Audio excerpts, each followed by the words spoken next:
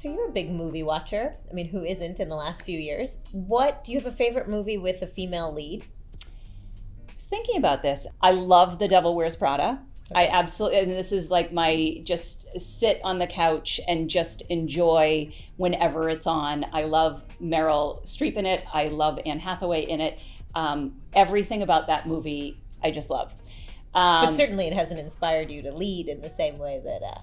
Well, I think it does a little bit because it tells me what I don't want to do. Yeah. And I think that I want to be the complete opposite. Yeah. But not to get into the psychology of The Devil Wears Prada, but I do think in the end, Meryl Streep tried to show some vulnerability. Mm-hmm. And I think what I have learned in my many years of working is if you can show vulnerability, it actually makes you a better leader because people don't see you as a robot. Yeah. The other is on the opposite end of the spectrum. The other is Silence of the Lambs. Oh. I love Jodie Foster in that movie. I love everything that she does. I just love everything about the way that movie is shot, the creepiness factor. I don't even like scary, creepy movies, but that is in my top 5.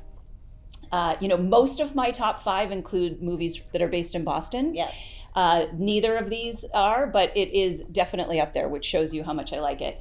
And then the last, at again, the other complete opposite end of the spectrum, is one of my other favorite movies, which is The Sound of Music. Oh. And I absolutely love everything from Julie Andrews. And obviously she has a different role in that movie.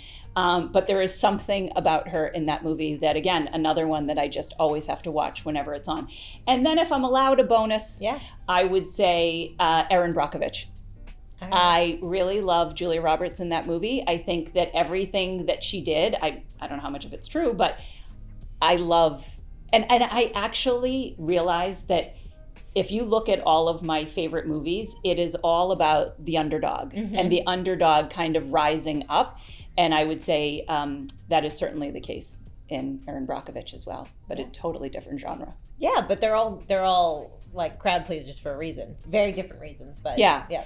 And like, I don't know, Silence of the Lambs, I don't know where that one comes from, but I just, everything about that movie.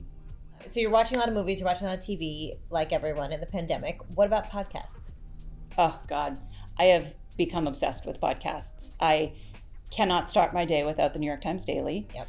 And it's interesting because this week, obviously, with everything happening in Ukraine, think about inspiring women. Sabrina Tavernise, my hat goes off to her because what she is doing in her reporting, not only the content of it, but the way she does it is beyond spectacular. And I am so inspired by her. And I mean, I love the Daily every day. I love the Daily and the stories that they're telling, but her reporting has stuck with me every day this week. The other one that I've really gotten into recently, another powerful woman who I've never met, is The Sway, another New York Times podcast with Kara Swisher.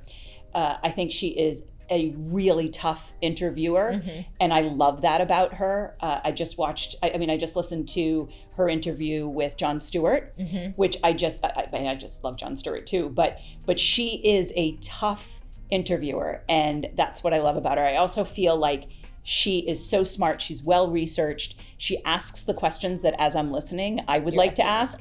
And I think that's, that shows a great I thought I was going to get into podcasts like Serial and those things. I'm into more topical podcasts. So those are just a couple that I really love.